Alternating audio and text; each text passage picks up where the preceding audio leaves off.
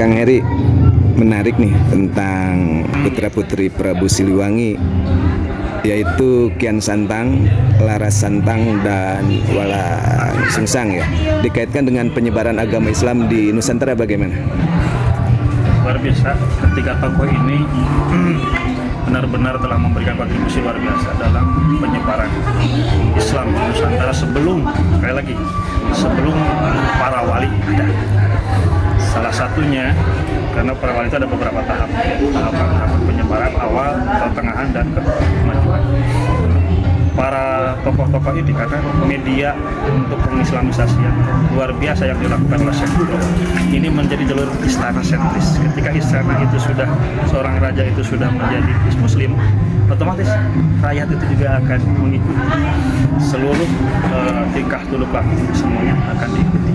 Untuk Prabu Cakrabuana itu Walang Sungsang di Cirebon bersama Kubu Sangkan dan juga Kubu Cirebon pada saat itu pamannya yang membuka lahan yang nantinya menjadi cikal bakal salah satu kesultanan besar, kesultanan yang wilayah Galuh, wilayah terujung Galuh di utara yang dulunya hanya sebuah carutan, hanya sebuah wilayah, akhirnya menjadi kesultanan besar dan eksistensinya dalam penyebaran Islam di Nusantara. Yang selanjutnya Nyimas Rara Santang ini juga berguru haus akan ilmu. Inilah tokoh perempuan yang kalau ada amal hayat di Pasai kita punya Nyimas Rara Santang yang punya gelar Saripah ini karena dia jadi pinang Wasisari asli Nusantara, menikah dengan cucu baginda Rasul asli ori gitu kan.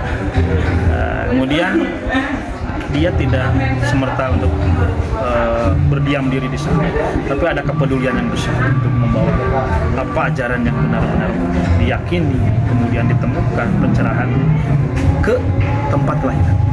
Dari mana Kian Santang punya kemajuan yang seperti itu? Beliau ternyata telah berguru di Jazirah Arab itu seperti itu. Bahwa kita akan merdeka sebagai negara madani, itu contoh yang dilakukan oleh Kanjeng Rasul.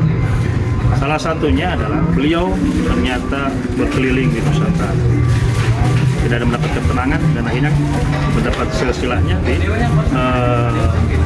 di Arab karena tidak bisa mencabut tongkat-tongkat saja. Berarti kan ini ilmunya luar biasa kan. Akhirnya di sana berguru, mengucapkan syahadat, kembali lagi ke Indonesia, ke Nusantara, dikebumikan di Gondogan. Bersama sini banyak, bahkan termasuk di Bojong ini ada penjelasan. Oleh warga di sini masih diakui. Jadi Kian Santang menyebar Islam di Nusantara. Menyebar Islam, bahkan di Raja Desa juga ada. Nusamida, penjagalan, ada raja yang turun ke desa. Kemudian selanjutnya Nyimas Rara Santang yang luar biasa karena dia melahirkan salah satu tokoh yang menjadi sultan Susuhunan, Sesari Pidatul Gunung Cirebon, cucu asli dari Prabu Siliwangi, Sri Baduga Maharaja Rawayu. Turunan yang kuat ditambah dengan agama yang kuat, sanad keilmuan dan juga Nuriyah Rasul. Jadi beliau adalah salah satu dari 9 wali yang mengislamkan di Jawa Barat, cuma satu, Sari Pidatul Gunung Cirebon. Dia terkenal di langit dan juga di bumi. Kenapa di langit? Itu cucu Rasul. Kenapa di bumi? Dia menjadi Susuhunan atau sultan. Kemudian dia melebarkan sayapnya ke daerah Banten. Ke dalam Banten Girang, beliau mendapat tantangan di Pojok. Akhirnya anaknya yang pada saat itu ditunjuk sebagai Hasanuddin Banten atau disebut dengan Sultan Banten, akhirnya juga mendirikan dinasti Banten. Sultan Banten ini meneruskan paling banyak ulama-ulama besar Nusantara yang hari ini menjadi cikal bakal Islam yang rahmatan lil alamin, menjadi Islam Nusantara itu luar biasa. Salah satunya Maulana Yusuf Banten melawan Belanda. Kemudian yang paling terkenal Syekh Nawawi Bantani yang mengarang tentang Al-Bar Janji juga.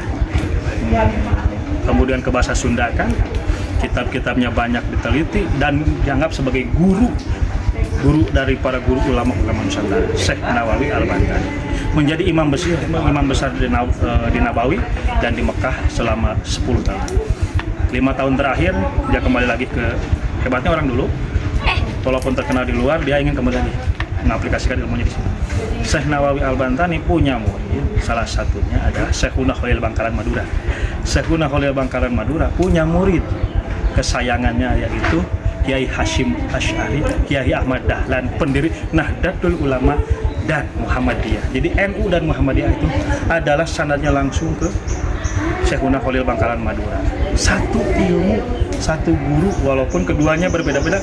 Ada perjanjian, yang satu ke ahli sunnah wal jamaah, yang satu lebih kepada kebaikan umat, membangun sekolah, tapi keduanya tetap sampai hari ini.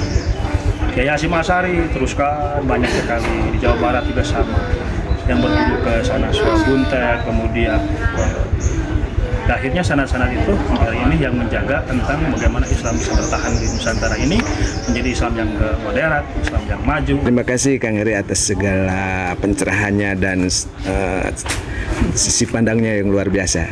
Selamat siang. Selamat siang. Assalamualaikum, sampurasun. Sampai